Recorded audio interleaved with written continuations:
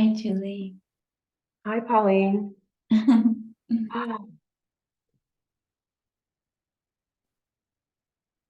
can still feel the reverberations from our last dialogue. Yeah. For me, I have been feeling for the very first time what it was like sitting with beloved, and then the days that would follow a sitting in darshan. Just the force of his transmission is just in the being altogether. There's a kind of, the first time we spoke, I feel like I described it as mindless embodiment. There's a formless, mindless embodiment associated with his transmission that has been so potent as a result of these occasions, particularly you sharing the sacred artifacts. Yes. Yeah. Yes. And there's in the Tibetan tradition, they acknowledge this, particularly what Padmasambhava did with such things. I forget the term for it, but it's part of the Tibetan tradition. It's acknowledged as something that's part of the Tibetan tradition, certainly other traditions as well, but that's where I first learned about it. Well, the word that comes to mind, which isn't a Tibetan word, but we spoke about it last time, is empowerment. The empowerment of anyone or anything can carry a specific force with it.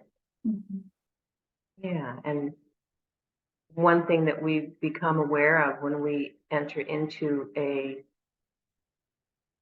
truly religious and spiritual process and practice is the nature of the world being psychophysical, just not merely a gross mechanism. So everything, and as you know really well, because this is something that you considered a lot with Beloved and also with your father's relationship with Beloved about energy, physics, the nature of light itself as energy. And so and depending upon the tradition and the guru or the yogi or the priest who is capable of empowering anyone or anything, then if it is cared for rightly, then that empowerment is carried on. And then it becomes, as we have indicated, it's prasad. It's the gift from the giver. And yes, what you're describing, as I feel it too, for me to take these things out, which I very rarely do, because of their sacred nature, I just make sure that they are cared for properly. And then, as I indicated, I will then make right use of them to call upon or to, again, acknowledge the empowerment that's been given, which carries Adi Da's blessing, grace, and his transmission directly, but also it has a specific function then by virtue of the Leela associated with it.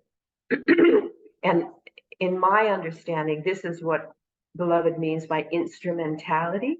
And the culture becomes a living instrument.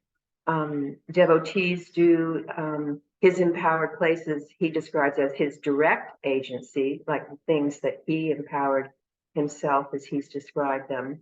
But then also the whole gathering, as he indicated, we are a walking Leela of just the acknowledgement of the always already condition of being in truth itself, but then also the specifics relative to how the Leela of lessons and awakening and his process and manifestation is just, it's true.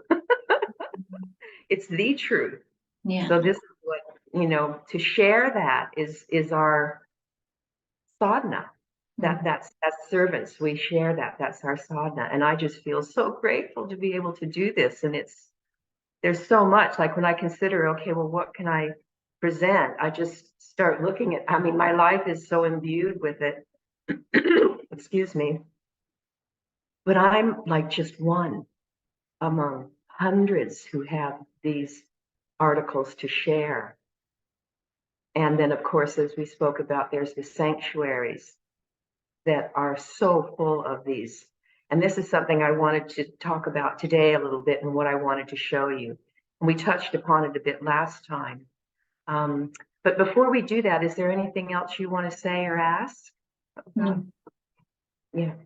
So, as you know also, and as many people do, as an artist and a genius, Adi Da enjoyed beautiful things and then made use of artistic objects and artisans and artistic traditions to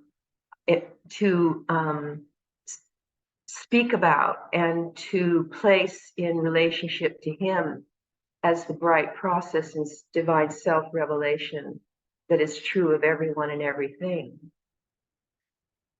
So in his collections of things that devotees brought and gave to him, because they knew that this is what he would do, so we would bring something that we would feel would be of interest to him, and then he would then begin to ask questions about the tradition, about the art form, about artists, and more these things would be brought around him for his blessing, regard, and then his instruction, and then he would directly engage us with these articles and with these traditions and with these individuals.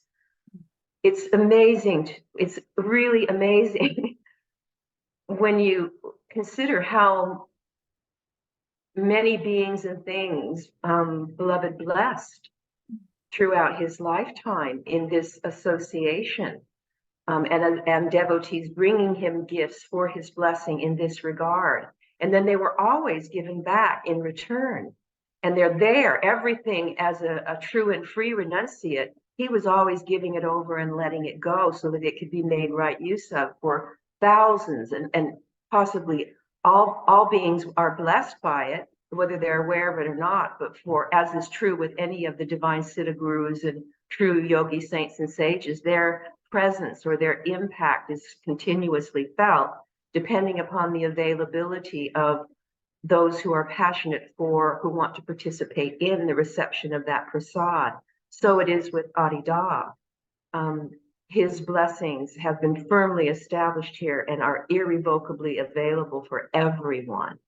And so again, with the collections that he began to form, he as the one who was being given these gifts, and then devotees cared for them and were taught how to care for them according to his specific instructions.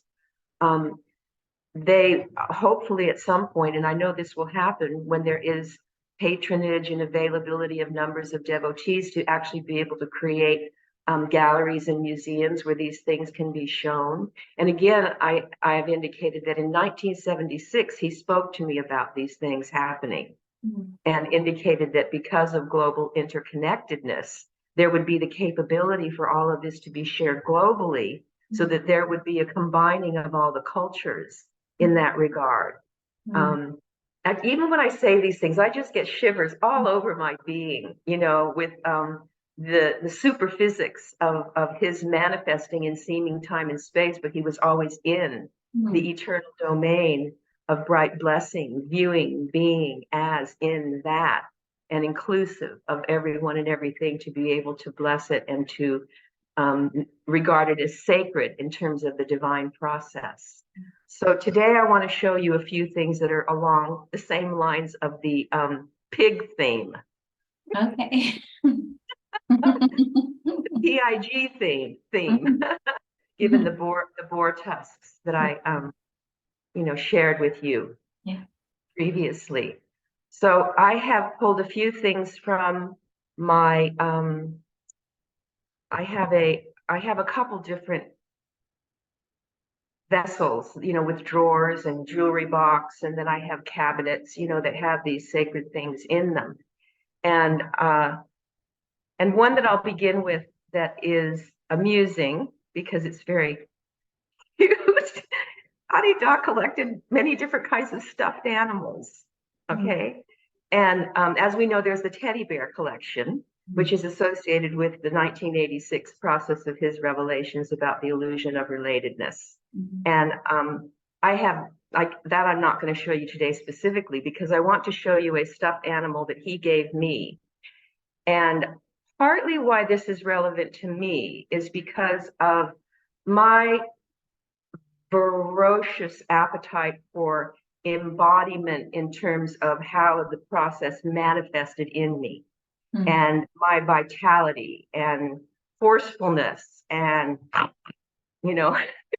just really being grounded and present and, engaged. And so this is something that he gave me as a gift. Wow. It's so adorable. It's a stuffed pig, and I have it so that it's a powered article, that was held by him and then given to me, and in a way that it is a reminder of lessons, of periods of time, of my relationship with him, and then I'll just, in a music fashion, I'll play around with this, and make different gestures like, oh my God, what have I done today? Or just amusing things where it's like,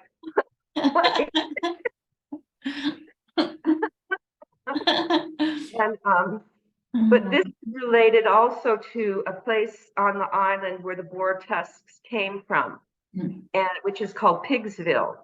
And this is a place on the island where Adi Da would love to take walks, as he did at the Mountain of Attention Sanctuary when he would walk to the zoo. There were certain places on the island where there were animals that he also associated with. And so we would walk down with him, to go to Pigsville. And of course, whenever you see pigs, they make you laugh, right? And they're just so embodied. They're so funny. But they're very intelligent, and their interactions and their sensitivities as a being is very obvious. And yet they're unabashed in their piggedness. They're just eating it up and eating everything and rolling in everything, and they have no problem with doing it, And so he would relate to the pig and use the pig metaphor in many different ways. He even referred to himself as a pig, and in the sense that he was eating up our shit and spitting it out. He was like combining with us so thoroughly that through our participation in him as the one who was completely conformed and combined and submitting and reflecting to us, that there was a process of purifying and awakening that was occurring. So this is another reason why this is not just a pig. This is a pig, and it's a stuffed pig. And yes, it's silly and it's fun. But for me, it means something more than that. And it's not merely the meaning of it. Again, it's the empowerment of it. And as I feel it, I can feel it whole bodily. As the lesson of merely going beyond being the gross addict pig that is simply unconscious, of needing, wanting, eating, in its kind of just DNA form, going along and doing that unconsciously, but then being aware of his communication about animals, that they, as feeling beings, are more able to be contemplative because they don't have the verbal mind as we do in terms of language in the way that we make use of it. So there's aspects of his teaching that come alive in these iconographic forms that they become iconographic because then you can understand them in the context of the sacred domain and then make right use of them. So at Pigs Happen, also there's many important events that occurred at Pigs Happen on the island for him. Many devotees would be able to tell different leelas associated with going down to Pigs Happen. And this was an area where the Fijians served a lot also. So when he would go down there, they, it's past the wharf, and there's an area where they would work on boats and do different things for maintenance on the island. And so there's a lot of things that occurred as a ground support for what needed to occur in this area. And so the island itself, there was the village where he lived that is by the wharf, where people would arrive by boats, and he would come and go also. And the Fijians would come and go as need be. But then when you would walk beyond there, it would go into a different area of the island, where it's like you're walking back into, pristine lands, native lands, and really, really thick and imbued with the native culture and the forces of spirit being, and the sounds and the smell of nature and the density of the forests, the jungle, really. Is very alive. So it's primitive in that regard. So again, the nature of the pig is very primitive in that regard. And yet they're also being taken care of, because of course we would give them the scraps, of what they love to eat, and enjoy their having a spa day in the mud. So this is one of the pigs, okay? And then, but very early on, even before we went to the island, Adi Da gave this little pig to me, which is a pig pin. Now this is Porky Pig. Yeah, Porky Pig. Yeah. And this was from an auction. There was an auction that he would participate in. Devotees would bring him an auction book that he would go through and be amused by selecting collectibles. And many of these collectibles were then given to different devotees in terms of their association with Beloved and his manner of working with them.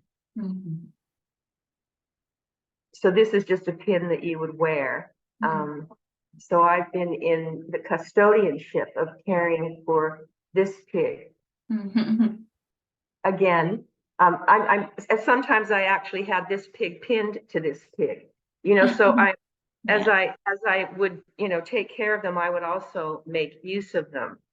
And then in this little teeny box where I have this little pig, I also have some of the shells that are from the shore of Naitomba, connecting the pig to the land there. So these are little teeny shells. They look big as I'm showing them to you, but if I hold them back and you can see how small the bottle is, these are really teeny tiny shells. And on the island of Naitomba, the sand was just filled with these kinds of little teeny tiny shells. So again, this empowerment is a way of linking these different articles to Adi Da and his sacred domain. Now, doing this, in a fashion, as I indicated the last time, you can get really obsessed, ritualistic about it, fetishistic about it, become too focused in the objects themselves. Whereas it's really important to make use of them as a threshold. They're threshold forms. That's what icons are. That's what Adi Da's Murti form is. The whole purpose of the relationship, because we are embodied, we have all of our senses, that these senses become imbued with this, the feeling of being that is the root, the source condition. So this is the purpose of making use of these, and then to be able to tell the Leela. So then again, I have one more pig one that I'll show you. And this came about when we were in San Francisco one year. And this is a particular artist who carves these, and it's a box. Oh wow. And see how extraordinarily beautiful this is. It's got the, you know, the mark on the bottom of it. And again, my memory is not remembering who the artist is. And I should, so I'm sorry about that. But it's just extraordinary. And then Wow. when you, yeah, it's the box. And see, you can see the insignia in here. And in the inside of it, what's really funny about it, look at what that is. What is that? It's an asshole. I was gonna say that. I was like, am I seeing that correctly? Oh my goodness. That's very amusing.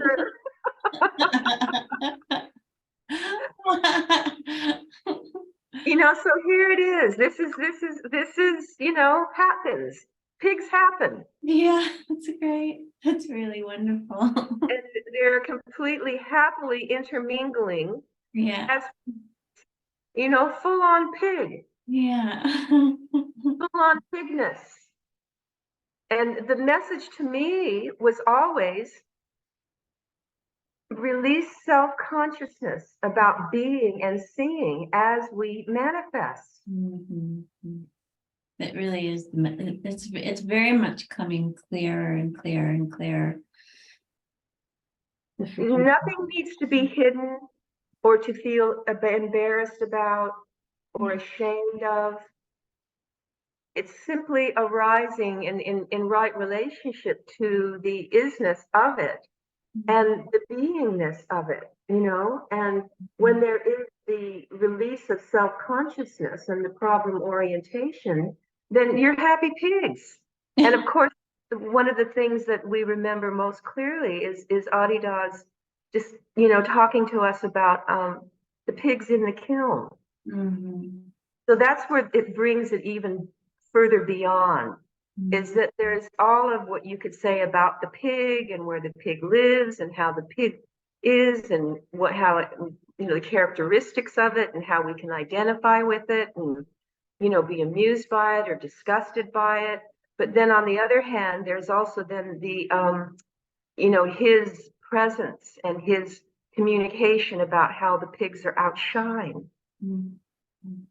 So all of these icons carry his revelation and instruction with it in that regard. So he taught that no object as a priestess and as a pujarist is to be casually related to.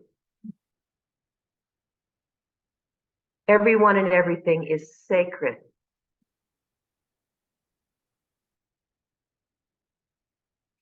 That's not a metaphor. That's not an ideal. It's actually true. Yeah. It's tender, vulnerable, precious, manifesting for a specific purpose if we serve it rightly and relate to it rightly. And you can see in here, you've even got, you know, down to the details. It's just a beautiful art form.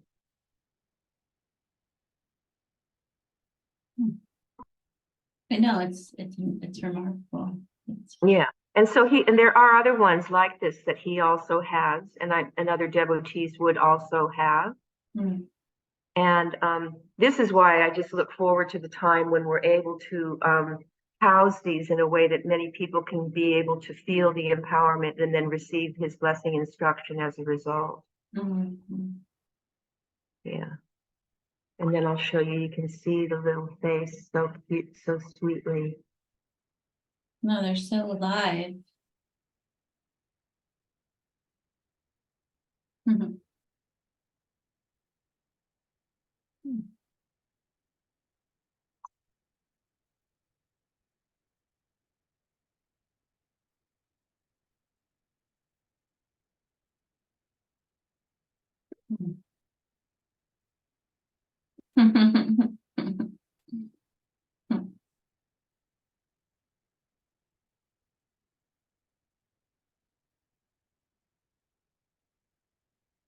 So in regarding sacred articles, there's a manner in which it is also a self-reflecting mechanism. Mhm. You combine with and participate with it so that it will reflect things to you that will awaken self-observation, self-understanding, and then even bringing you beyond the object itself and into the gift of divine self-revelation. Mhm. And so this also instructs us in terms of how to relate to one another. Mhm.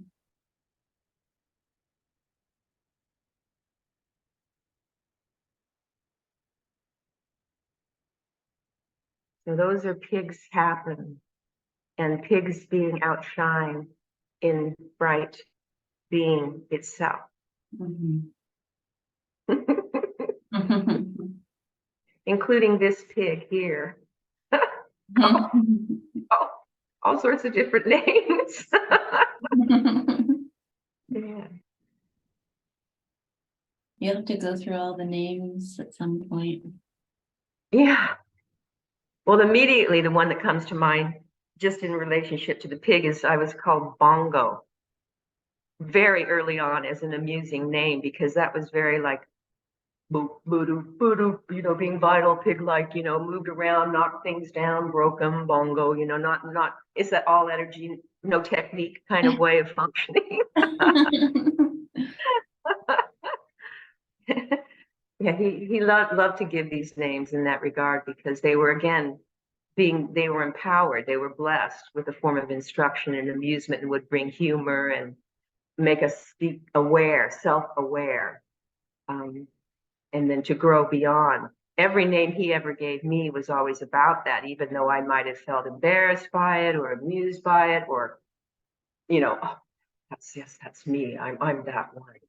They were all, again, something that was about a lesson of going beyond any sense of identification as a historical, character, or some form of identification with patterning itself. So I am the pig, but the pig is also transcended and outshine. And then there are also virtues of the pig. Like, I'm not just a stupid pig at all, and that, like, to bring it full circle is in 2002, again, in a moment when I had returned for the She Is Mind Suite, Adi Da would gather with devotees in the dining room of the Manor and Flower, and we would sit with him and have a meal with him. We often did this, and sometimes we had what were called special meals that would be a celebratory meal that would combine with a sacred event, with someone's birthday, or just an occasion where we wanted, because somebody arrived or somebody was going to leave, we'd have a special meal together. And so one time, as we were, a number of us were sitting with him around the dining room table. Nadi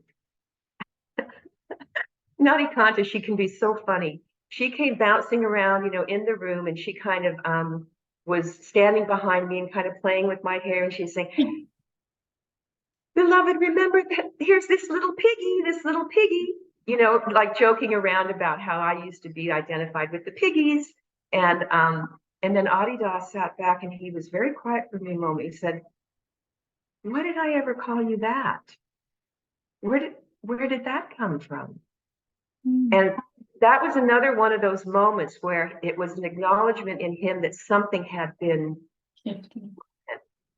Something had been severed, something had been released. So that he was acknowledging there had been a maturing or a going beyond in that regard.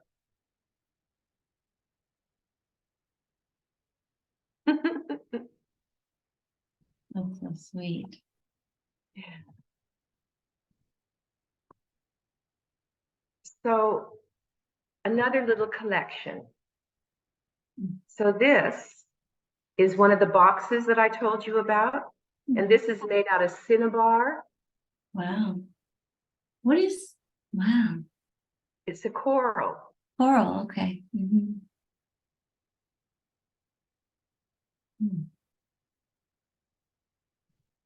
A beautiful little box. And this is enamel. Mm. Mm.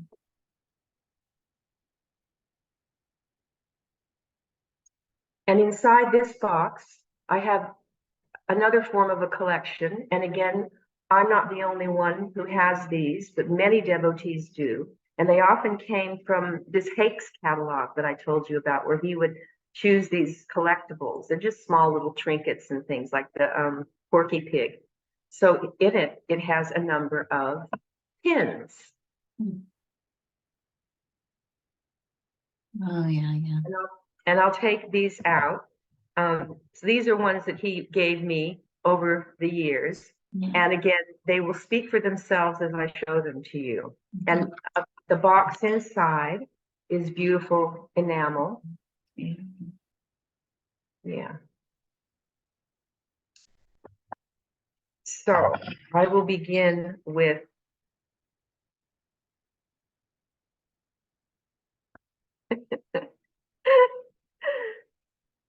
okay.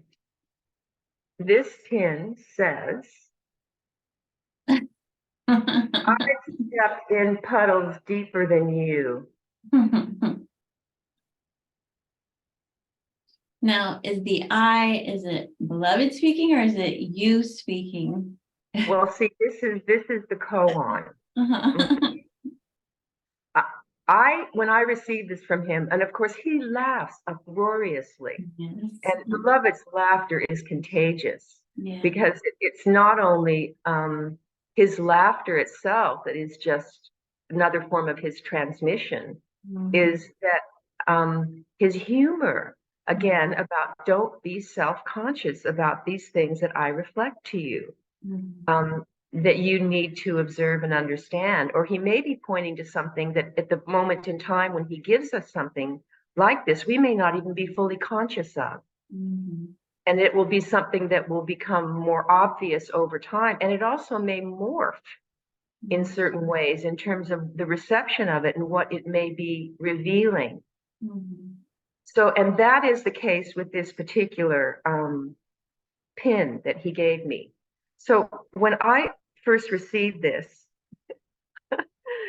my confession was that, oh dear, I felt like this was kind of a blow. Okay, it was a blow. Like, oh my gosh, I'm so incredibly shallow. You know, incredibly superficial and shallow, not much depth.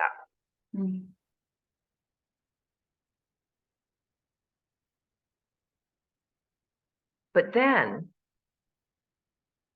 as time went on,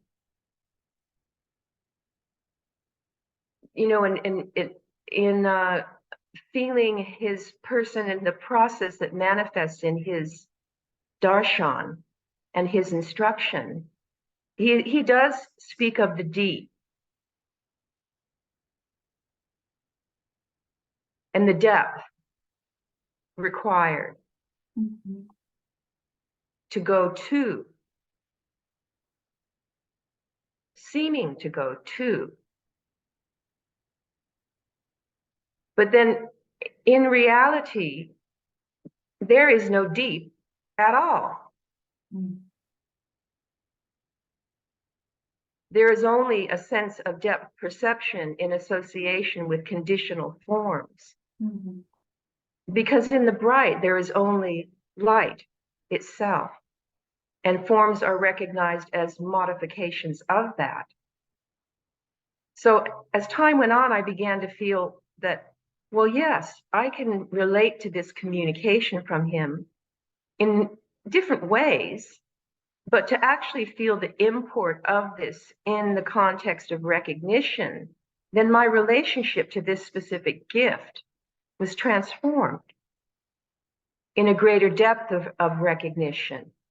And it kind of reminds me of him saying to me, well, once you are matured beyond and taken responsibility for the first three stages of life is the gross persona, the awakening into the perfect process and practice would be swift. So where's the depth? It's just simply being as a manifest mechanism in the bride itself, transparent as a puddle. You know, it's just a reflection.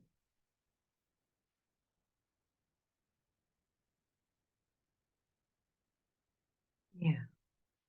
So this is one of these gifts then that I can take out, and it's like every time you open the page of the gift of his word and it being given in this form of humor, then there is more of the process that is activated.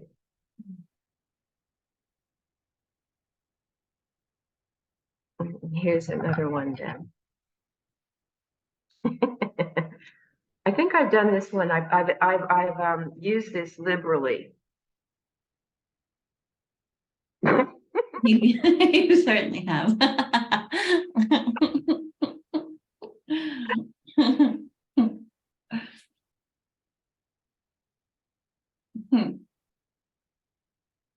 Right. Yeah. Life is very short. Yeah. And, you know, it's obviously not, this isn't go ahead and be an asshole. This is, you know, do not conform to that which is not necessary and doesn't serve the process of truth itself. That's what this says to me. Yeah.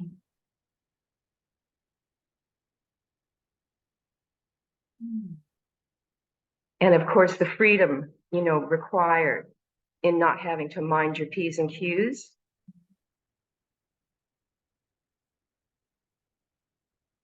And then therefore not being tethered to inappropriate forms of authority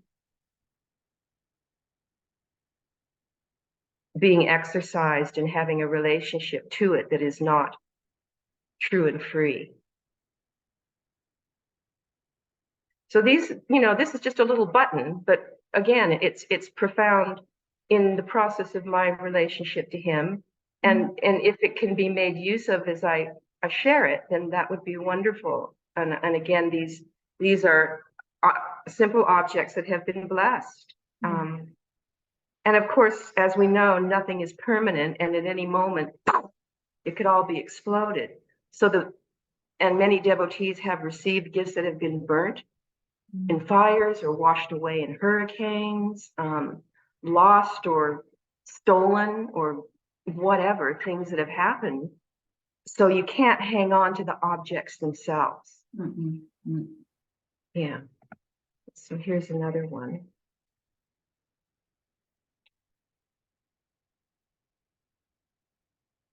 I've seen this one.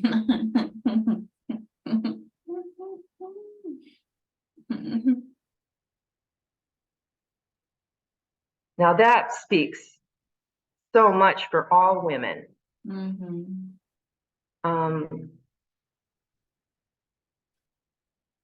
Breaking the spell of being tethered to a dominant male other. And again, this is not an invocation to do anything unloving or inappropriate or harmful to myself or to others, but it's to break free of norms that are counterproductive in relationship to the reality process itself. And, you know, this again reflects my life in a very real way.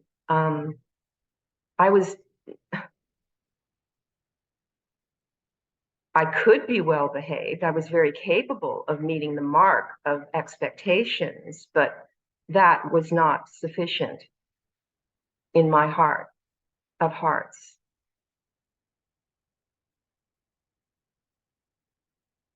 And it requires you to be very brave.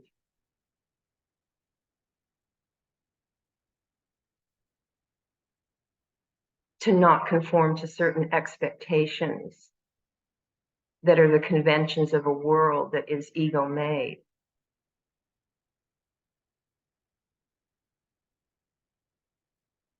And to exercise your freedom for true love.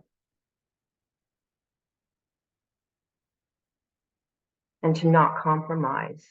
This is fidelity.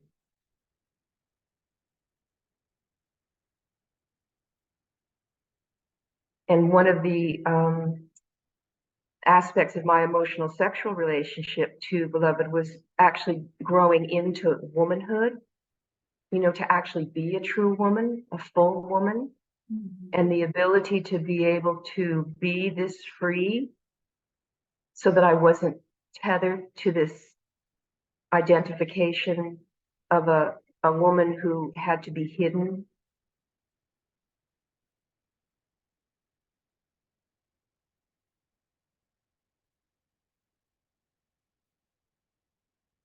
You're definitely not hidden. I mean, I'm not even certain. So my recollection of how I even learned about you was, I think that it was in 2002 when you came to be the photographic subject for She Is Mind. And of course, prior to that, there wasn't really much that was spoken about the history, or I think I had read whatever I had read in the need of listening, and beyond that, I'm not sure that there was much that was said about it. I think I was peripherally aware that there were 9 ladies, and then it became 4. But again, it was all like kind of word of mouth kind of thing. And then, of course, there was him inviting you as a photographic subject, which I very clearly remember because I ended up seeing the She Is Mind suite as a result of that. And it did have a profound impact on me, I recall. So much so that I wrote a chant about it, my chant about it.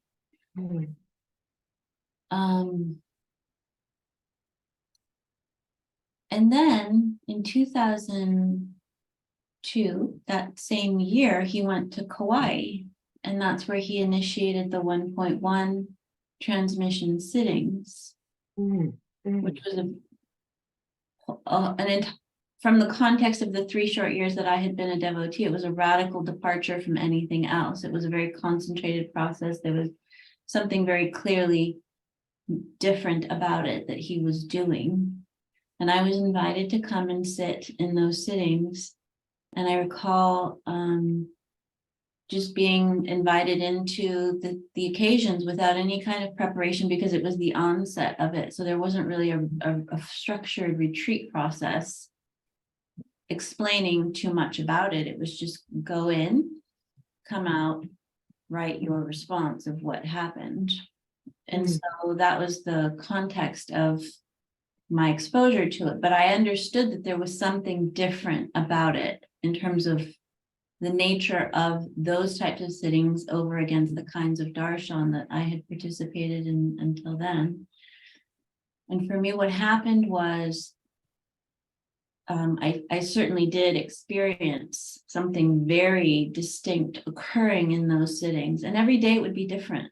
So the writing about what was occurring, it wasn't as if it was being duplicated day in and day out. There was something very different experientially, but characteristically, the quality of the transmission. And so we were just required to write exactly what we experienced.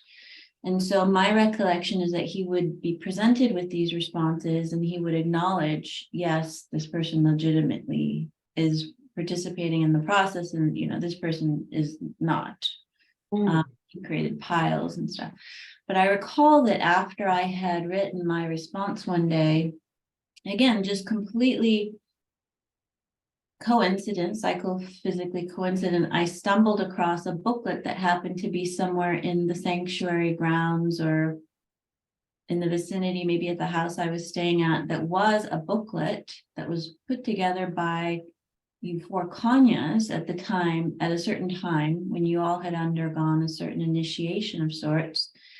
And I opened it and I was reading what you were all describing about this process that he had been taking you through. And it was just blowing my mind, because it was almost like word for word, exactly the same process as I had even described, but certainly had experienced in those things. So that was my first exposure to what he was doing, was this documenting that you guys had done about this process from a previous time. And so that was very validating for, there's something real happening here.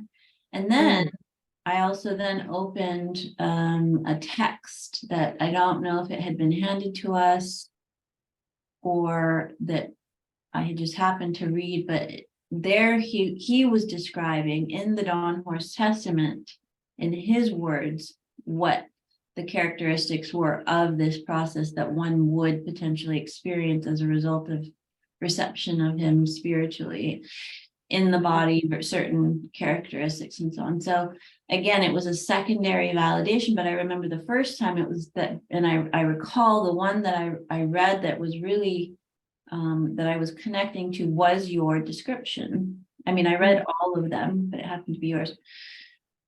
So I was aware that there was a period in time where there were 4 women who had been profoundly initiated by Beloved in a process.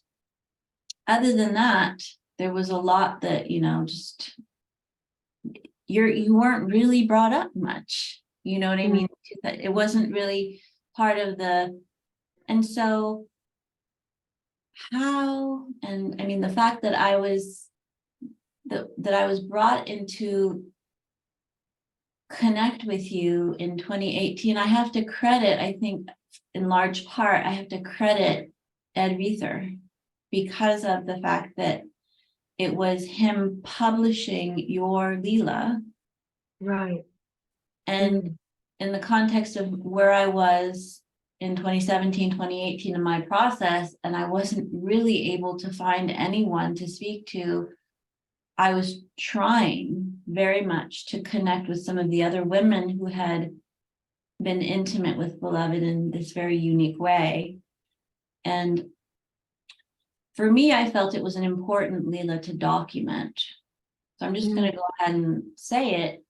I tried to figure out who all the women were, say, dating just back to 2000. And I contacted every single one of them. And statistically speaking, they all responded. They felt it was important to capture this Leela because it had never really been properly documented, recorded, spoken about. However, half of them said, but I will only do it under the direct guidance of Ruchira Dhamma Sukapur. And the other half said,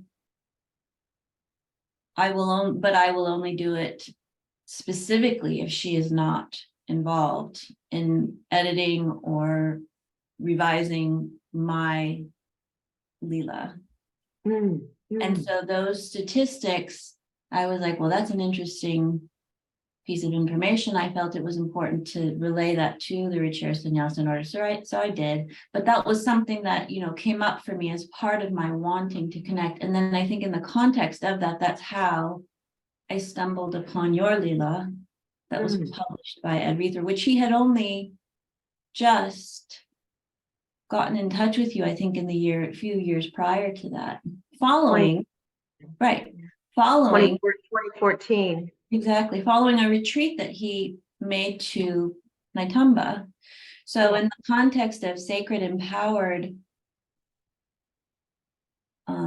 forms of agency, like, beloved sanctuaries, most potently being places of initiatory processes. Yes. I'm not certain that enough can be said about it, or that saying something about it can do it justice, but on that topic, that I would be prevented from ever being able to make right use of those places within this lifetime as well as something that really, or you for that matter, or anyone, is really I'm not even sure what to say about that. Mm, mm, mm, Yeah. mm. I really am so grateful when you communicate and express things to me, because the breadth and the depth of what you cover and what you communicate is really significant and points to very profound matters that I have absolutely no doubt whatsoever that these, nothing is set in stone, and that the changes that will serve the right process most auspiciously will manifest. And so I don't, the sense that anyone could even remotely presume that they have any kind of an authority or power to prevent individuals who are extremely passionate about truth itself and have had such a profound history of blessing, grace, and instruction, and Prasad to pass on, and capabilities and skills and means of being able to serve, that will shift. It's essential.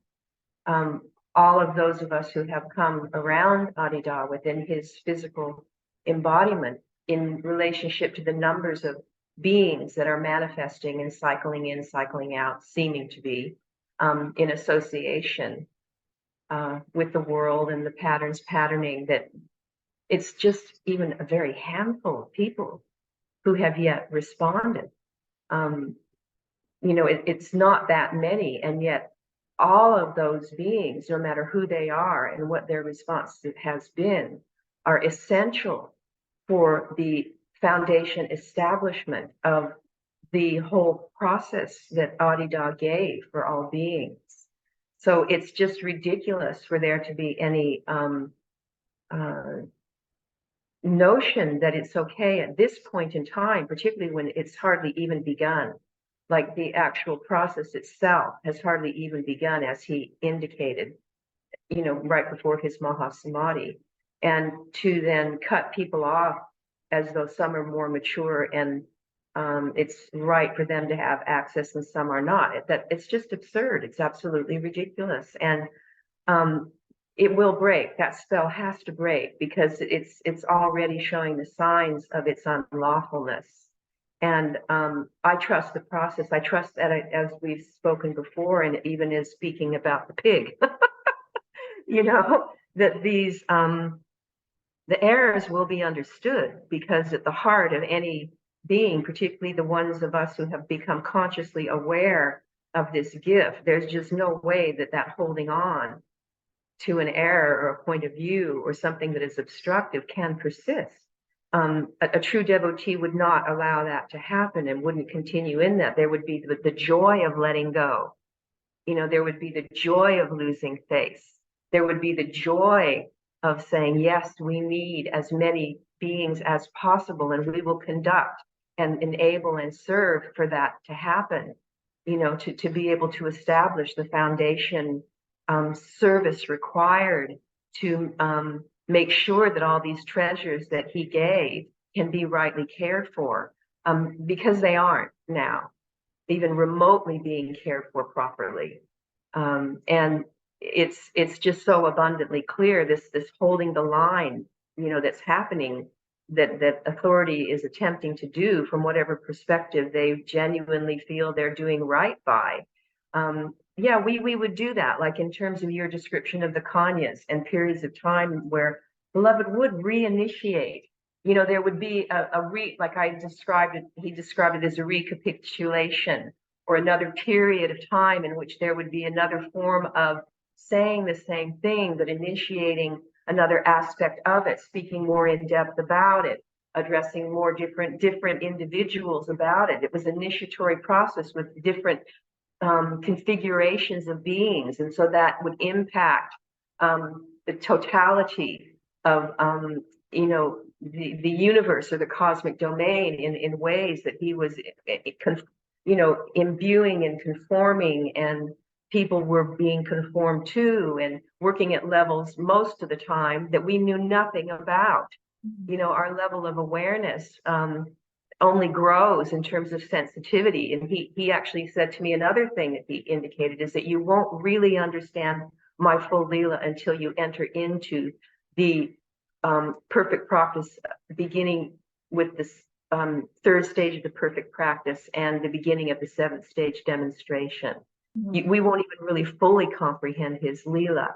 So whatever we are passing on at this point is clearly partial until the signs manifest that we actually have a context within which we can say, this process, the full foundation is established, the treasures are being cared for properly, there is an actual true culture, community, and mission, and there are orders of authenticity. It is in that context that an advancement would be able to be acknowledged lawfully, because the manifest signs would be there. It must be embodied. The manifest signs must be there, including the esoteric signs of the process. So when you're describing that you were noticing that, this process was spoken of, this was initiated in the context of this group of individuals. Well, I could also say that when with individuals when I arrived earlier on, and they would describe to me what it was like before I arrived. Like you can speak to Lydia, for example. And she'll, I know that she has reflected that or indicated that there was always this, beloved was, as he said, I'm here to establish a new order of man that is awake in the always already condition in which everyone is inclusive, so that there's sense made in spiritual terms, reality terms relative to the seeming differences, so that there is no difference and no conflict. Life would be lived completely differently if we lived as a culture in that regard of recognition, responsive devotion in life, in relationship to everyone and everything. So these obstructive boundaries serve no purpose whatsoever. That's not right life. That's not right life. It's making overly much of something that is conditional. So when you came across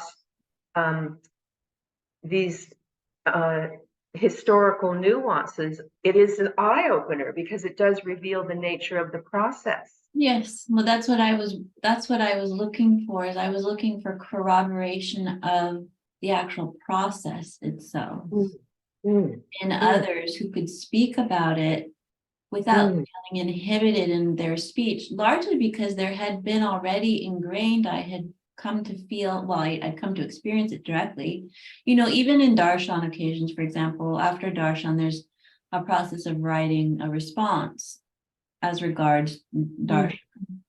And I recall in 2004 on the island, retreatants, be encouraged to write responses, but that was my first real encounter with a culture that was saying, oh no, you can't send that in. You can't, you have to rewrite it. That's, and there was almost like a kind of prescriptive language that you need to use, or, you can't describe actual experience. I mean, there's certain things where it was just obviously like, okay, so at a certain point, you're not really sure what you're writing anymore. But I wasn't the only one who experienced that. I never felt that in relationship to him directly, but I felt that there was this kind of layer of a process to wade through, and it becomes embedded in the psyche, in the culture. And I mean, so much so that now there's apparently a right and a wrong form of making flower malas, and there's a documented there's a document of right mala making. Yeah. So yes. I mean, I was like, really? So if a mala has like random flowers, but the person was practicing Ruchira Avatar Bhakti Yoga the entire time they made it, how are you going to assess that?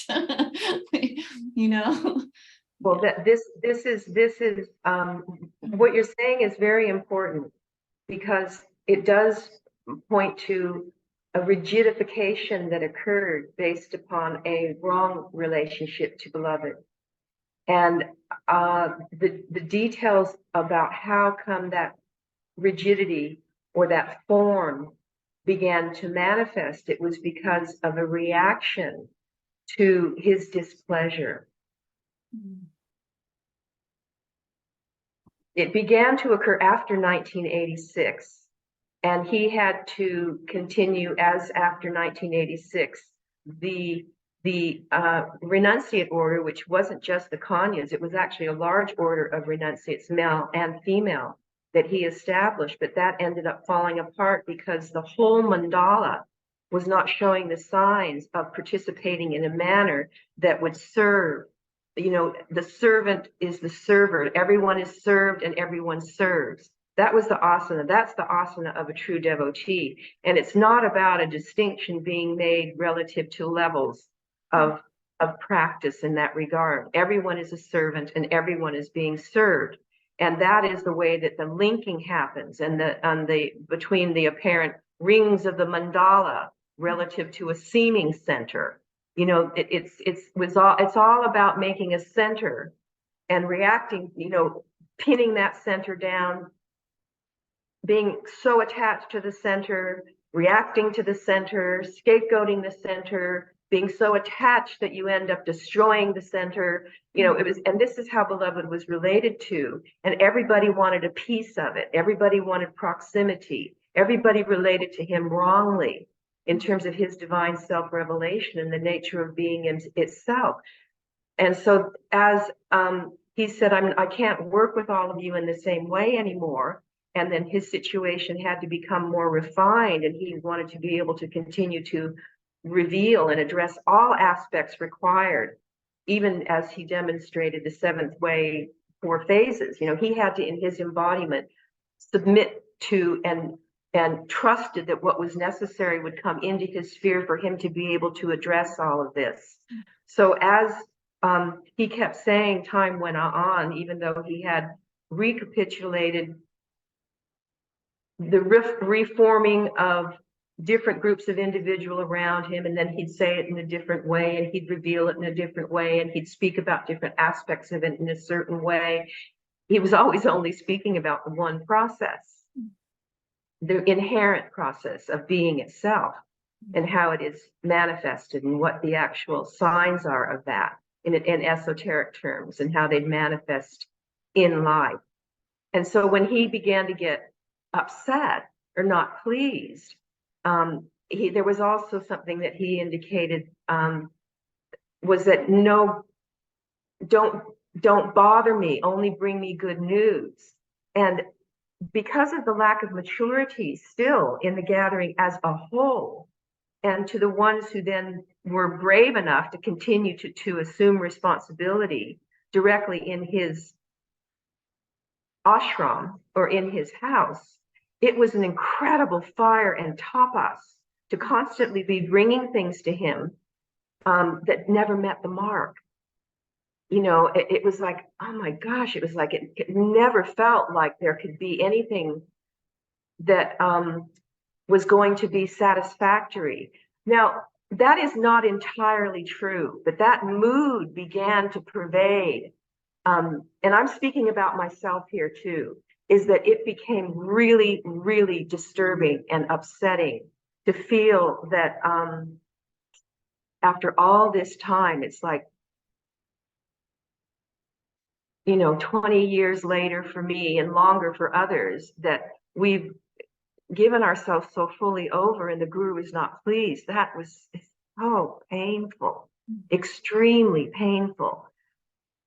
And yet, as in retrospect now, I feel a different relationship to it, but I'll speak to you from that mode in that time when it was so, I couldn't really comprehend how to relate to him rightly in his upset. And everybody had a different way of responding to this, to the not meeting the mark. And that each individual, it would depend upon the individual's maturity in human terms, but also would depend upon the intuitive certainty that was given through the initiatory processes spiritually, and the radical nature of being able to actually comprehend the his divine self state of being, like to actually be able to feel that the radical nature of his revelation of being itself, priorly established.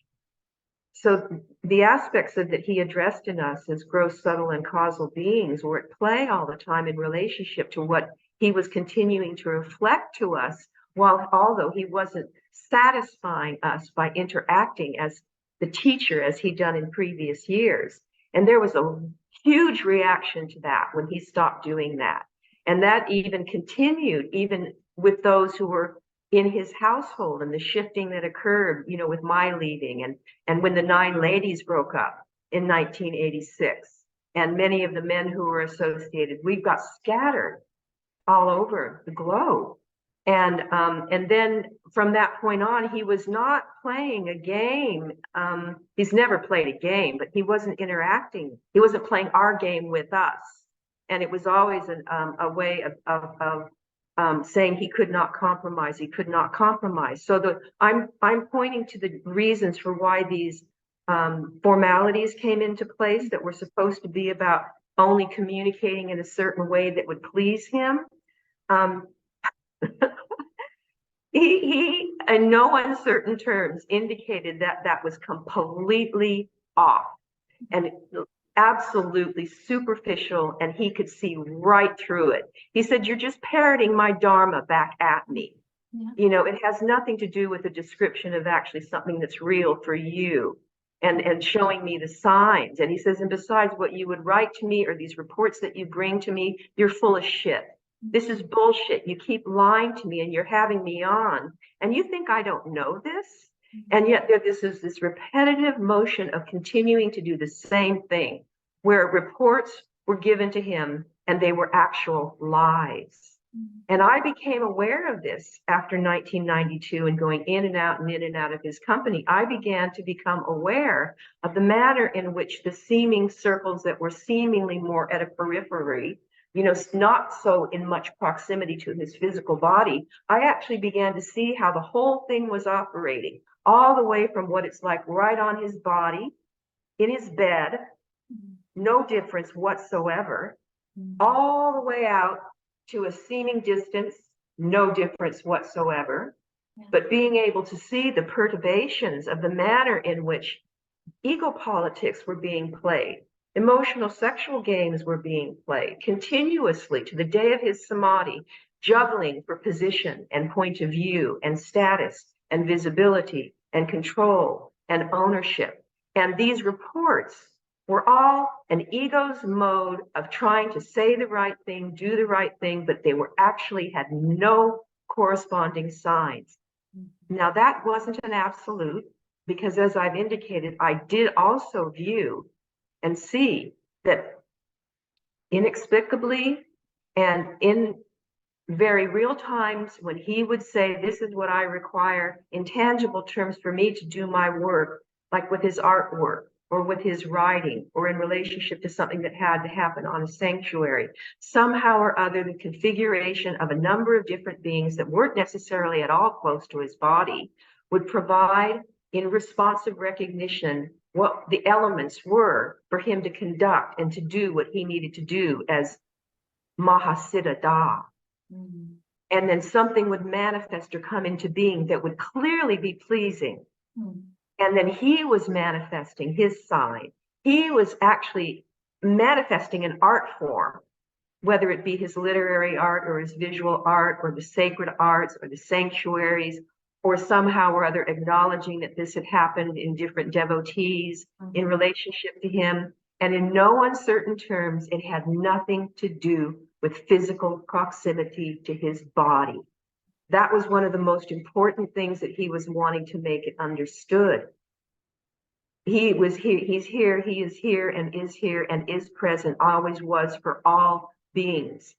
And the necessity, the other sign that he was looking for, is that no matter what any individual devotee would try to do to give him something that he liked, or, trying to jostle or jockey around, being able to give him something, like when the glasses were stolen from you, that you offered as a gift and they were stolen by Sukapur to give to him. You see, there was that kind of jostling that would happen to try to please him, to be the one that say, oh, beloved, look at this. I really dug, this is from me to you. And to get that kind of light shined back. But as we might notice is that as the years went by, he was not pleased. And most especially shouted at those who were closest to him. And as he indicated, you are obstructing the process in relationship to me because you are not linking me to those that I need, the sphere of the all that is necessary for my work to manifest. And so these reports and the manners of these formalities of trying to make it right and to control it in a manner that might be able to contain and make sure that it's protected and make sure that it's related to rightly is not it. And that has not been accepted. There is a certain kind of presumption that there were modes and manners in which we did things that had to be repetitively repeated and set in stone, or else as calling it his pattern. So his pattern has become conditional. That's right. See, that's what's happened, is that it's taking something from the history by certain individual. This pattern is only being defined by certain chosen individuals. It's not the truth of the whole. It's not the spontaneously manifesting Leela of the bright divine person. It's being described as something in concrete terms, as a rigidification that turns it into a nothing different than like the Catholic Church or a Protestantism or Judaism or Islam. It's like these kinds of strange relationship to Dharma that creates colossal wars of fundamentalism. I mean, Adidam is actually manifesting as that, and it's happening, and it's happened. Okay, we did these things on Beloved, and we're still doing it. Is this set in stone that we should be shamed and chastised and never forgiven? That was never his demonstration. The release of it comes through the getting of the lesson. The lesson has to be gotten. It must be, and that is a complete loss of faith and a willingness to volunteer for that, for the undoing, to volunteer for the no identity, no face, no status, no position to hold on to, the rug taken out from underneath you. And therein manifests true instrumentality. Because what is it? It's only passing the Prasad. It's just the passing of the Prasad. And then through that transparency and the true Leela being told, then more revelation comes about, more understanding, more synchronicity and linking, like what you're describing about the mysteriousness of how any of us come together in any time and place. And it's all to do with things that we don't even have to know about, because it will manifest here if the acknowledgement of invocation of what always already is the way that we live with one another. No one deserves it, and no one doesn't deserve it. There are no qualifications in that regard. So that's why it's still happening. It's because it's a continuing dramatization of what is not it. And the it of it cannot be objectified. Not objectified. Not objectified. No. And paradoxically, manifests. Manifests, exactly. Yeah. And because you brought up the 9 ladies and the Kanyas, I want to let me just move on. Let me just show you 2 more pins. Should anything more about that? No, sorry. Yes. No, sorry. No, this is how it this is beautiful. Tat Sundaram. Eternal gratitude. Everything it's uninhibited. And there's no problem about any of it. No problem about any of it. It's this that makes the problem of seeming difference, Yes. and Yeah. not, Yes. no problem. Yes. And like, okay, so right, so like, fuck 40. Like, okay, you age, Right. it happens. Fuck 40. Right. This is like fuck time and space. Right. No limit, no limit. And this is I come into his company after having been away and going back and forth, and I couldn't take care of myself the way that I was cared for, when I was around him, and here I come back, and it's weathered, it weathers, and he's just saying to me, don't, his compassion, and care, like, really, it doesn't matter to me, is what he was saying. And in this fuck 40, it brings me to so many other points that he would make, which was one of my primary liabilities, is this self-consciousness relative to being seen, visibility, attractiveness, attractive or unattractive, being loved or not loved, accepted or not, this, the liability and all of that. And which is something I had to deal with my whole life. And so the value being in the superficiality of how one appears, Right. and trying hard to maintain that visibility of seeming. Right. It's impossible. And then he said to me, well, at one point, you are not going to get really good anyway until you're in your 90s. And he was speaking about that as a yogini, as a yogi. And in that, I'm thinking, whoa, okay, well, that's a profound statement. Another one of those, like, you don't forget that, because that's searing and that's penetrating. And I'm thinking, okay, I don't want to live that long. This is so cool, particularly after he passed away. Right. And then it seemed like his work had failed, and the gathering was messed up, and everything was in conflict. And I'm looking at shit going haywire. It's just like, geez, I just don't want to fucking be here anymore. This is madness. I've done my bit, I've done my part, and that's the best I can do. And I'm happy to die now. But then I'm hearing, you're not going to really, meaning get good, meant be of real service to me. That's what that meant to me. It wasn't about me looking good, because you don't look good at 90 anymore from an emotional sexual point of view. I mean, you're pretty dry, you could be potentially dried up,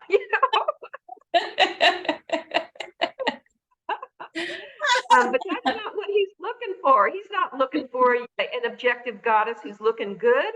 I mean, not at all. I mean, we played all that out with him. Yeah. As sexy as we could possibly be. Did he really care about that? What was attractive to him? Devotional recognition, response of truth itself. Why? That was all he was impassioned towards and in and being. That was his function. Truth itself was all and all, literally so.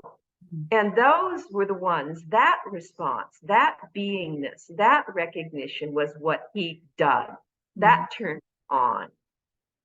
And that didn't mean that you had to, like, that wasn't signed in being able to be sexually active with him.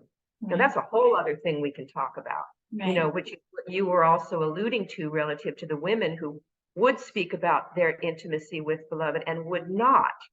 There was formalities and even legalities that were slapped on people before and after his Mahasamadhi that had nothing to do with a right understanding of being able to communicate about the details of the Leela, which are the cores of what create the controversies. And he indicated very clearly, if we can't speak honestly and maturely and showing the signs of the virtues, in the way that he worked, then he gets scapegoated. Exactly. And just a little aside to that is that when in around 2018 or so, I was contacted by Lynn Closser, and she said that they were going to be establishing a controversy site about Adi Da, and she wanted to know if I would participate in that with them. Apparently McKeel had suggested this. Maybe Sukhmai even asked about it. And so I entered into a consideration with them about this, with Lynn, and she said to me that there was a woman that they had consulted with relative to how to relate to these issues, you know, when there is a controversy and such. And she cited me in terms of how I was speaking on Beezone with Ed, that there was a free availability to speak about these matters without complication and a clarity about it. And she said, that's the way devotees need to speak. And that could have very well been why I was contacted. And then so in the dialogue, in the course of conversation with Lynn, I was available for this initially until it became clear to me that what was going to occur with these leelas and communications is exactly what you're speaking about. It was a whitewashing. They asked me if they could use some of my writings and verbal recordings with Ed on this controversy site. And I said, well, possibly. And so they went about and they sent something back to me. And I looked at it and I went, do you realize that you entirely changed my communication? Like, this is not me speaking here. This is not the truth of what happened. You cannot take the me out of the picture, which is what has been done historically too. I've actually been removed from photographs as if I don't exist. Right. You can't change the Leela. You can't alter what happened, and there's no reason to be ashamed of it, or to even have to lie about it or present it in a way that's going to be palatable to the who? Who are we appealing to? Right. Aren't we supposed to be appealing to recognition, responsive beings? Yes. So anyway, the reason I bring that up is because here is another pin that he gave me. And just,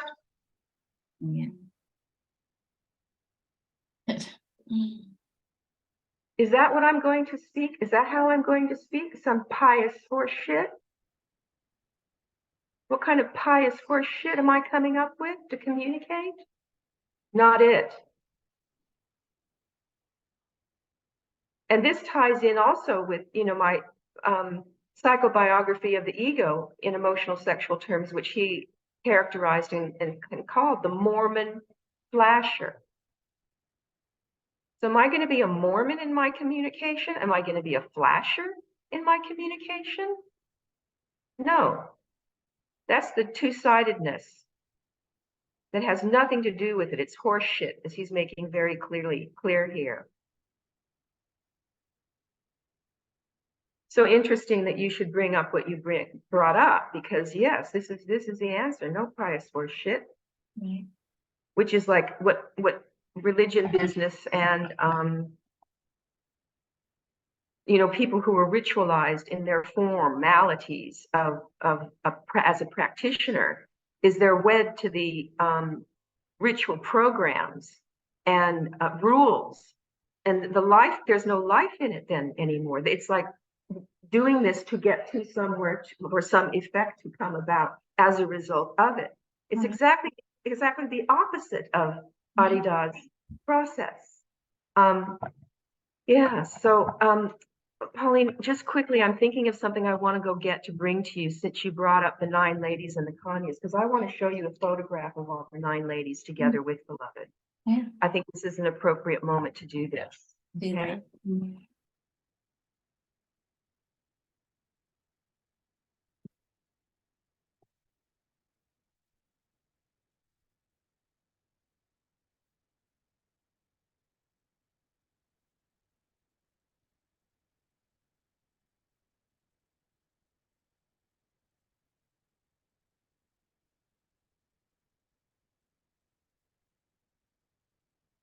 So this is another thing.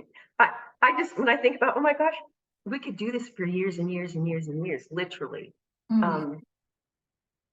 So in terms of the amount of prasad, oh, actually, I just framed it. I just framed it yesterday. I forgot.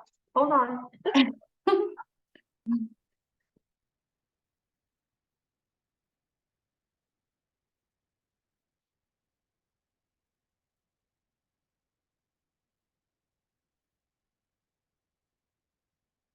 Now, this is one of these synchronicities that you can make meaning out of, which Love said, don't do that. So I'll be cheeky. And, but I found this frame in an Ashram, just by where I live.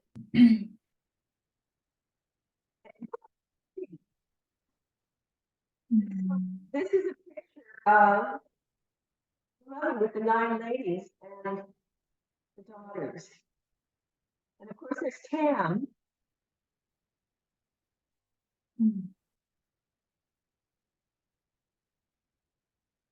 Now, from where my little finger is here. Can you see my little finger?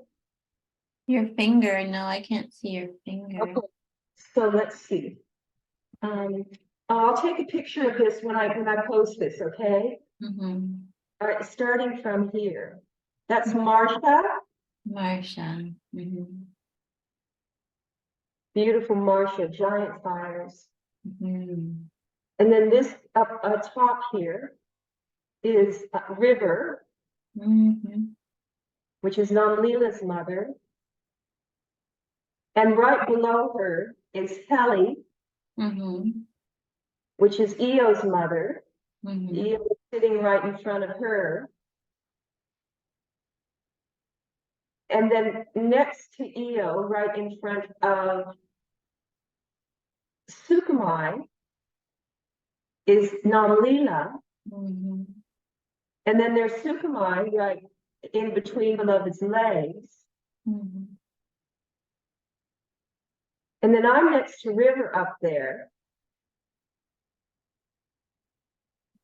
And then on the other side of Beloved is Nadikanta. Next to Leela is Shani. And next to Shani is Annie. Annie's Shani's mother. And then above Annie is Kim. No, that's Nina. Sorry. I can say that's Nina, yeah. Oh no, yeah, Nina. That's Nina. And next to next above Shani is Kim. So those are the. This is on the island. So I'll photograph this so that you can see it more clearly. But this is extraordinary. Talk about a culture that actually functioned, I mean, and with all of our liabilities, whatever, and all of that. And then there's also Tam and William and Patricia that were very integrated, and Stefan and Mo. The Leelas of our lives together has to be told in detail. Yeah.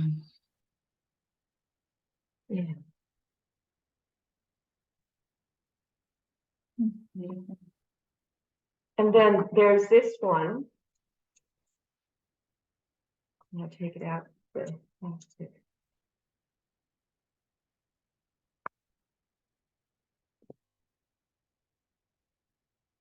So this is after 1986, and there's the Kanyas and the Dramatize together.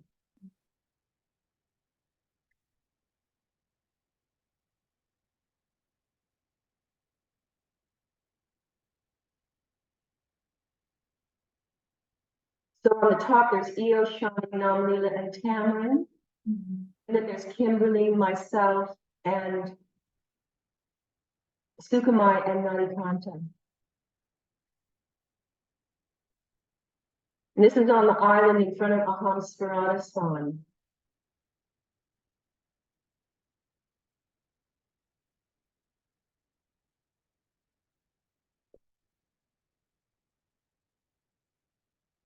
So these orders as they were established and initiated, the processes of what was being conducted and brought into being are still active, but they're outshining all of the patterning in association with us as individuals in relationship to beloved.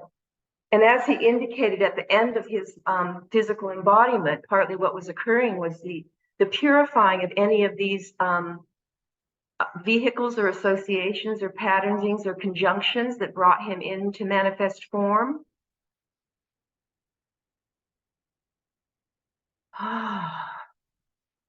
That's the outshining, so that there's no dramatization of the feelings of relatedness and familiarity as patterns, patterning of history of association. There's only recognition, responsive devotion. Mm-hmm. There's identification of the beloved. Mm-hmm. In relationship to everyone and everything that arises. Yeah. That's the yoga of the bright. Mm-hmm. And we all know, you see, intuitively, because we've been given that gift, like through these intensive periods of initiation and intimacy, and however it's occurred for any being, the obviousness, the recognition, we recognize it when it's true and free. Mm. Yeah. Mm.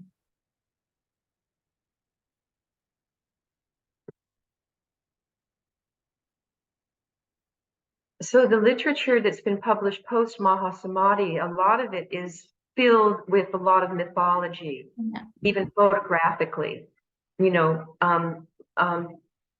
defining a very narrowed and central point of view, a tight perspective, while at the same time speaking profundities. You know, obviously it's combining with his words in the person and all of that. So it's not simply that, but actually what it is it's a lesson needs to be learned. No praise, no blame, no scapegoating. But there needs to be accountability for that, you know, so that his work will not be obstructed as it presently is. Mm-hmm. It's no different than any other, you know, lesson that we had to learn in his embodied form. That's the eternal Leela. Always lessons will be learned in this illumination and outshining in his person, in the bright person. And it happens in unexpected ways. It's so interesting that the need to change history in order to conform to his word, even his word within the last few years of his life, it's just an interesting phenomenon. I mean, what is that? It's identification, differentiation, and desire. Mm-hmm.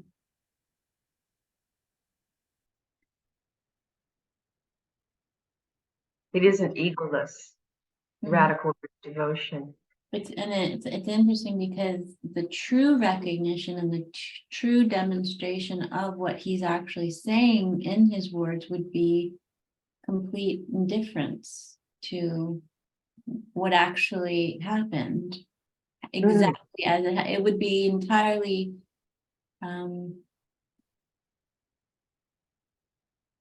accepting and capable of acknowledging and speaking about the lessons learned through whatever errors occurred. If there were errors, it wouldn't be trying to retrofit history into a different form that never really happened that way.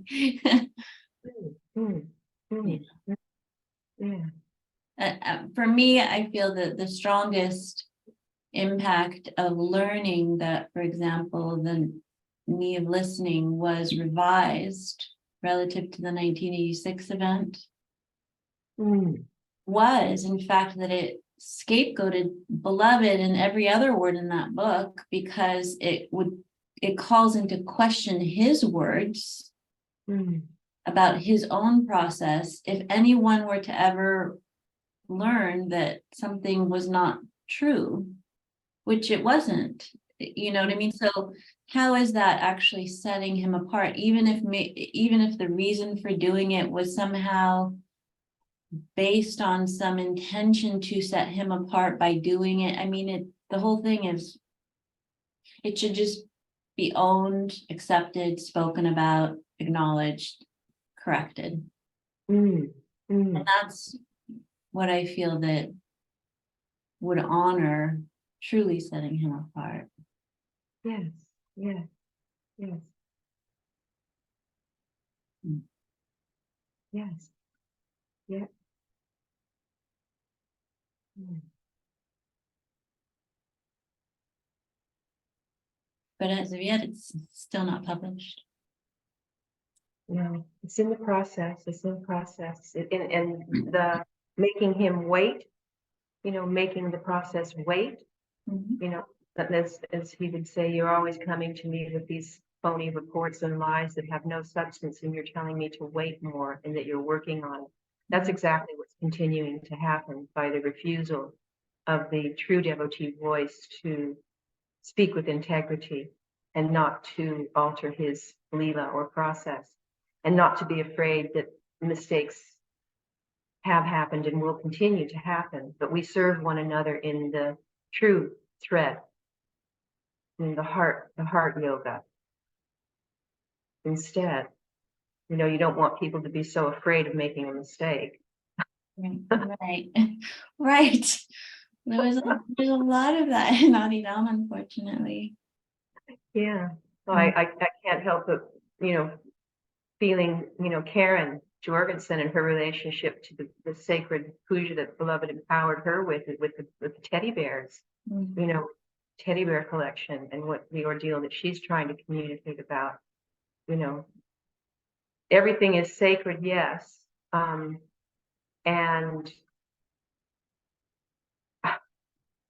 we're going to make mistakes. Like when I said I was bongo, how many stories I have to tell you about really important sacred objects of beloveds that I broke. Mm. And he sat there with me, letting me know the import of the breaking of it. But did he dismiss me? Did he punish me? No, he just sat there in his divine function and let me see visually how combined he was, like with a shaman, an Indian Kachina doll. Very, very early on, I broke its arm off accidentally. And there was a room that was called the Folon room before the house was rebuilt as the Manor of Flowers now. We called it the house. And he sat down with this Kajina doll, and I was just beginning to learn about the sacred nature of what the objects were, seeming objects. They weren't object to him, you know. It was the manifestation of light itself that served a function, served a sacred purpose, and that he was working through this form of this kachina in relationship to, obviously, who knows what altogether, but the American Indian tradition. And I broke its arm. And it's like I didn't really know the implications of it until I saw him sit down. He had me sit down next to him in the full-on room, and he himself repaired it. And as I saw him doing this and sitting there, he was, his whole body was shaking and in a sweat. Like, I mean, shaking and in a sweat. And it became clear to me that I had interfered with something that he was vibrating with, that he was in sync with what was happening with this form. And it wasn't because it was something valuable or invaluable. That was irrelevant. It was because it was something that he was working with, and I had knocked its arm off. And so, yeah, and again, that's a moment in which I feel the import of my unconsciousness and lack of sensitivity. And that's just one time in which I saw the implications of my interference with what was sacred to him.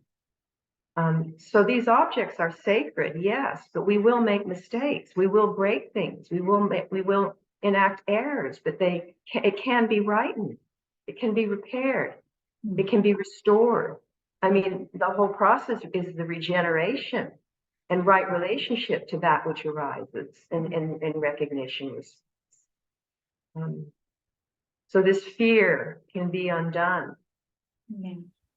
And this is a difficult time to undo fear, because there is so much threat that is floating and permeating all of humanity at this point in time. Threat of our own capability to self-destruct. Mhm. You know, the impact of our own egoity is really in our face. And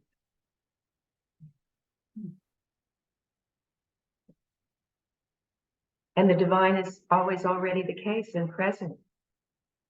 And that doesn't make everything okay. And grace does not make it different.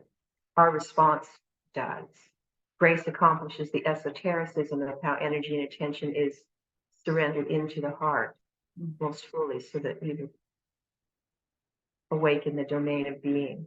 That's beloved. And everyone that that's the recognition that has to be consciously, consistently lived in.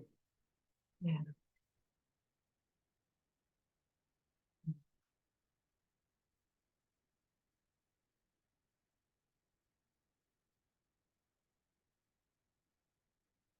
And that's been lived and glimpsed and touched, you know, through the great tradition by real serious aspirants. And you can feel the authenticity in a serious practitioner and a real aspirant. Mhm. Yeah.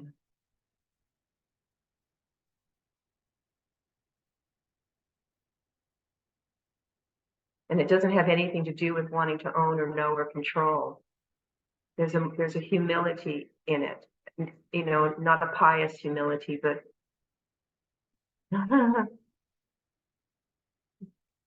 there is literally only the divine self condition.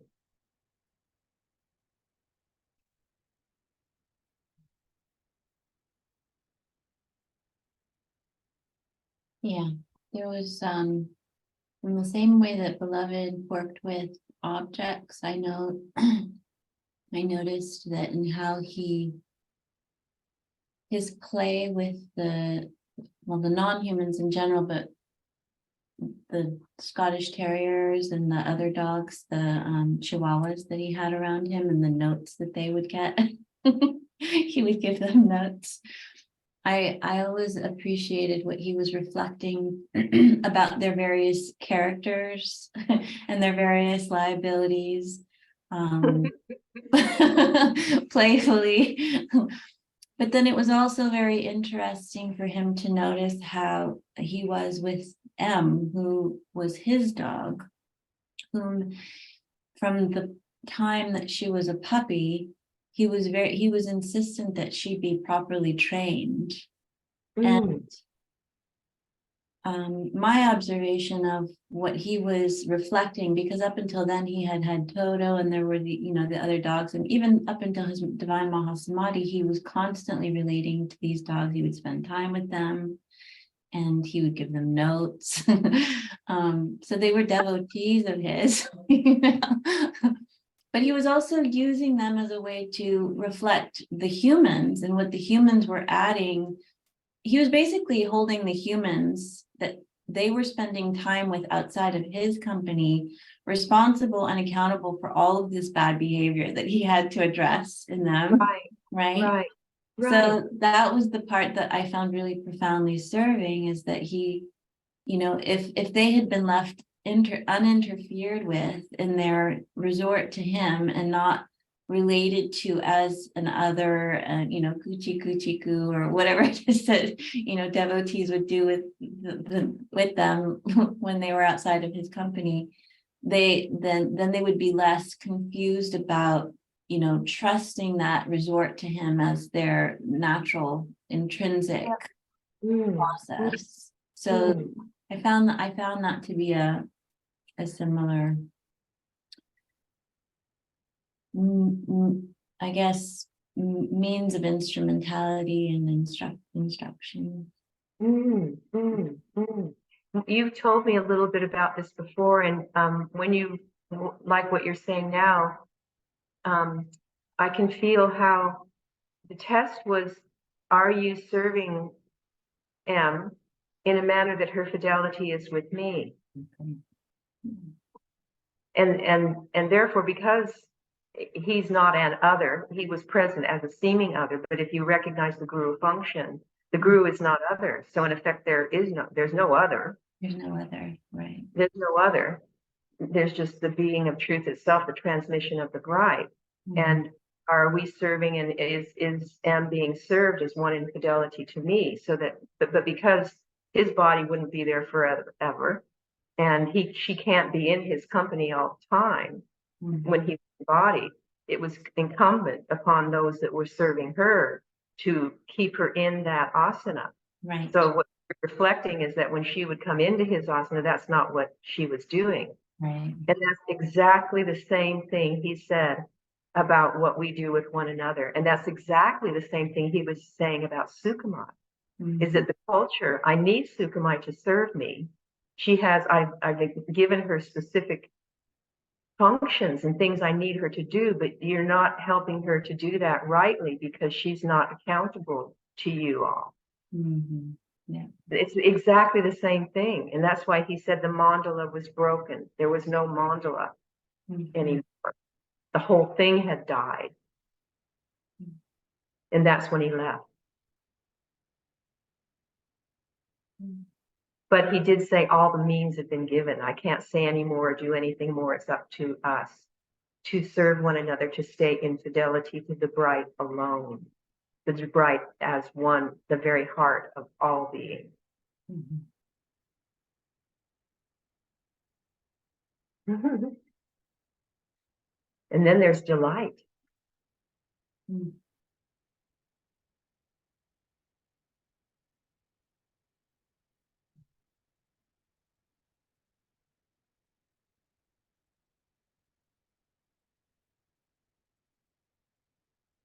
And it does not end.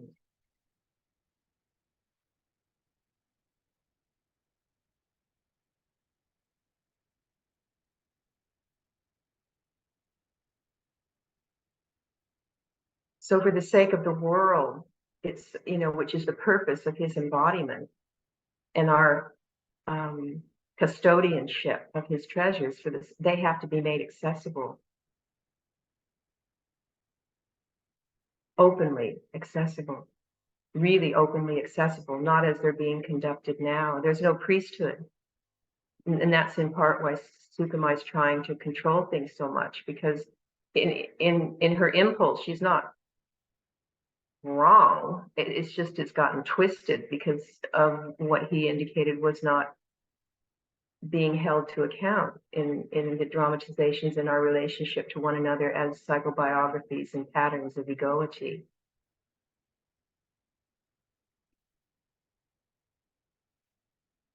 So we're allowing ridiculously embarrassing and stupid and even criminal things, to occur that just has to stop. I mean, history will show it, but why not correct it now? It could be done. It has to be done. You don't want people to have to go, through all the archives to try to discover what really happened. Why don't we just say it? Because they'll find out that one way or another. Well, yeah, that's why I said we're making fools of one another, and why I feel very upset about how Sukumai is being related to, because she's being misused and she's not being served rightly, but she's getting scapegoated simultaneously, and it's just not okay. And it's two-faced. Without having to go into all the details of it, the people who are around who are in serving her, I have heard and I know, and she may not be aware of this, but she is being placated. And then when they walk out of the room, just like what we did with Beloved, we walk out of the room and the shit hits the fan and we're being assholes with one another and we're saying gossipy stuff, we're doing stupid things with one another. were even warring with one another. And then all of a sudden you walk into this sacred space and you're like there, you know, as if you're just holier than thou. And it's a game. It's not it. It's not it. And it takes its toll. And I'm very, you know, every time another devotee passes, I feel saddened that they were not able to speak their own heart about the truth of how they felt about what was happening. You know, like Crane, for example, he wasn't ever given the opportunity to speak to the whole gathering about what he really felt was happening. There's just, devotees we could have like long list of violations that are just being completely swept under the rug as if they don't have to be addressed. And it's okay, we'll just keep on keeping on.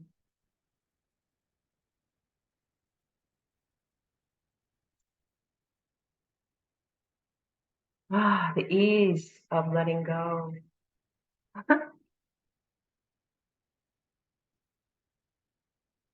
Could shift everything. And fear would fall away. I mean, I feel that there's no doubt that in spite of fiction being born, there's no loss of transmission, of beloved's transmission, which in essence is, you know, what people respond to. And one could say, I mean, recounting factually, at least is like, you know, I was the one inhabiting this body factually because beloved asked me to, recounting my entire life to him exactly as it happened. He said she's a good writer. Right. And so and she's able to speak about the process, but she should know that this is all complete fiction.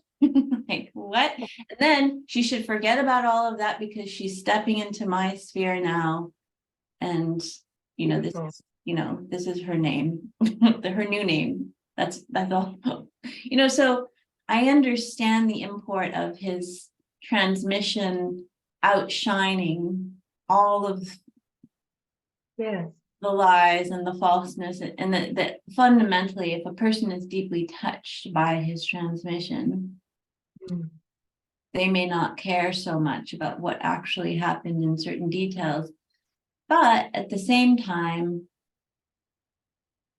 there are beings like me who are, you know, cultural archaeologists who will be like, oh, what's under this rock? Oh, that's interesting. Why was that changed? You know, what is that about? You know, who will ask and inquire, and in so doing, there's a much more interesting, colorful version of who he is and his person, in the same way that when I came into his company, I was merely responding to his transmission, and I had no sense of his person or any history. And he was no longer speaking in the same way that he had with all of you for 20 or 30 years directly. He was no longer relating because yogically he couldn't anymore. He was no longer submitting himself. And so his criticism to me was, she doesn't know me because the Leela hasn't been told. She doesn't actually know me as I am. There you go. And I'm here responding to what I feel, and I recognize spiritually, but I have no basis of any of the history otherwise. And yet that's a criticism, not of me per se, but he was using that as an example of, this needs to be done. This is important.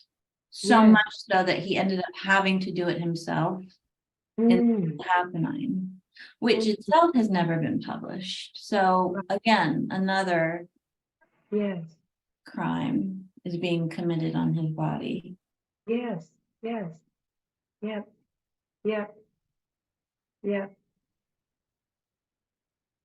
There are so many beings and people who want to help, but won't come to the fore or come close to the culture of Adidam because they see the dramatization that's happening. Yes. And that dramatization is what Beloved was addressing was happening on him all the time. And it isn't okay to say it's fine to dramatize, and the truth is always already the case. Right. Right. And if he were alive, he would be intervening and drawing those people into his company so that he could work. Yeah, yeah. And that's what our custodianship is.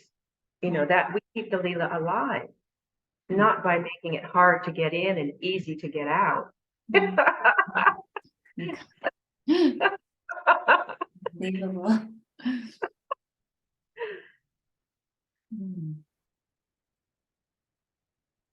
As if there is an in and an out, even to begin with. So, yeah.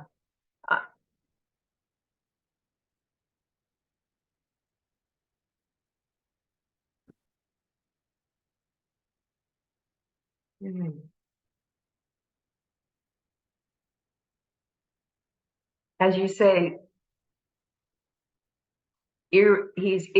the process and being itself irrevocably established. It is.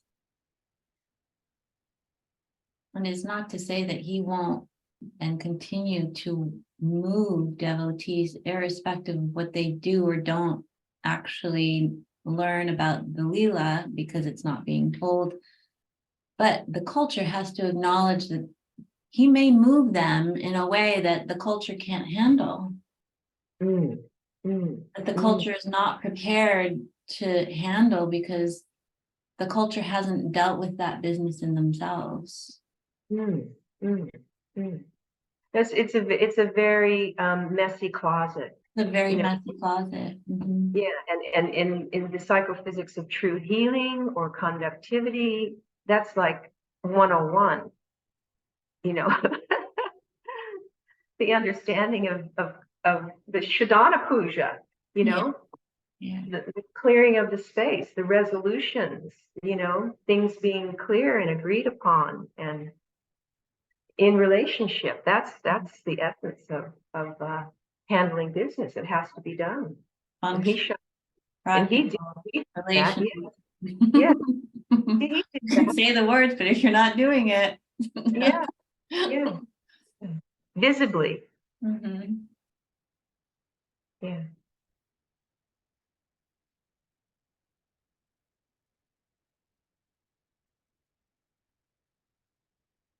Very simply, could shift. The Maha priestess that Beloved has empowered, and many that he has, not just one, simply needs to come down from the brightness grounds and integrate with the culture visibly, and others be able to serve his body seat.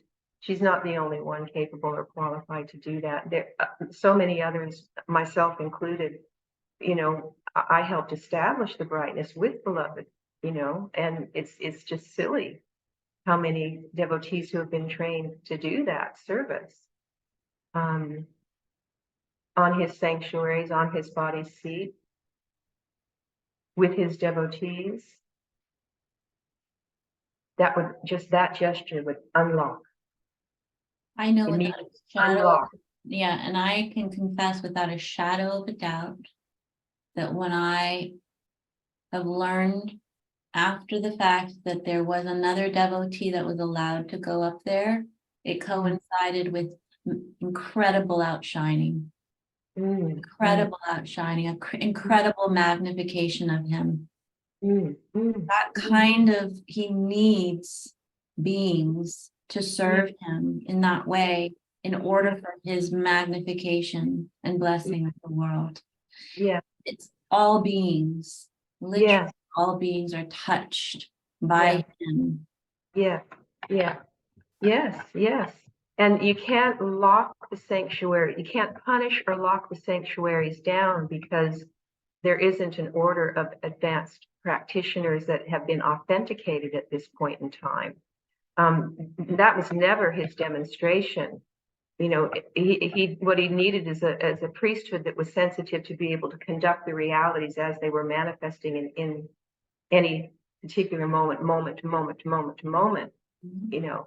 But if there wasn't the maturity, what happened is we shut him down and isolated him rather than act and all of the mayhem that he had to address. But if so, you know, presuming that nobody but 1.1 or perfect practice can have access to this space, well then so you only have who do it? That's no different than any other devotee. I mean, in terms of demonstration and actually authentic evaluation according to his instruction and the signs required. It's like it messes with your mind and your feeling and your emotional, psychic, sensitive feeling being that's not. You can't force it into being that way. So those treasures aren't being served, like, and therefore the magnification of just real true devotion from the beginning, even as a beginner, Right. is right relationship.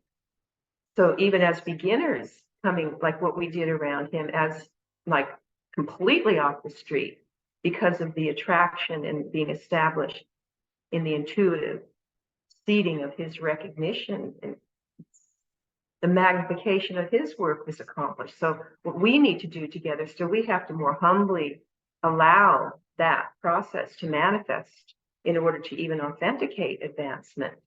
Right. And I was literally just reading yesterday, and what used to be up, which is now included in the Numeton, his quote was, he himself is constantly working with directly and initiating his listening, hearing, his hearing, and his truly seeing devotees. Yeah. Every quote, at every single step, he is continuously working. Yes. So who's to presume, I mean, and in what position is the culture actually evaluating the signs, that process? Yes, well, not because you can't even talk about hardly anything. Like there's no real consideration happening to know like what's really happening in your process.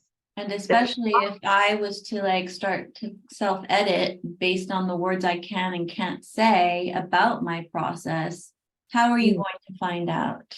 Exactly, and it does not. It happens in unexpected ways. Like you can't read the signs from a conventional perspective, or even from a religious or conventionally religious spiritual perspective. According to the 6 stages of life, it's a unique revelation. Exactly. So whether the person is wearing shorts or not is not the way to evaluate. No, For no. example. Yeah. Yeah. And then to choose people who can participate in relationship to the treasure simply because they agree to submit to an authority or governance that's not actually governing or in an appropriate way, then also is a desecration of the sacred. Right. You know, you have those who are actually empowered that have been swept aside. And they can't speak up because they're disturbing the sacred domain when they say, well, wait, that's not the way that I was instructed in terms of how this should be served. You know, and then it just multiplies. Those kind of errors just multiply, and then you get people in there who have, like you said when you first came into Beloved's company, and he had to reflect to you, she doesn't know me. You know, so you get people who never even lived on his body and don't even really know his Leela in his house, serving his home. And they never even lived there with him. So how does that apprenticeship even? Right. You know, get passed on through somebody speaking invisibly through behind a curtain about how it's supposed to be done. No, that's not instrumentality. It's messy. It's all peed up.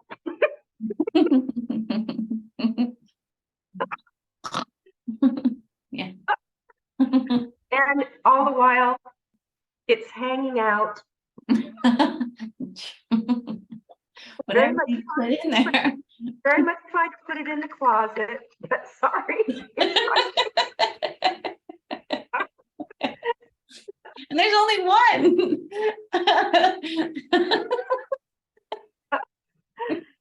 Yeah. And on that note,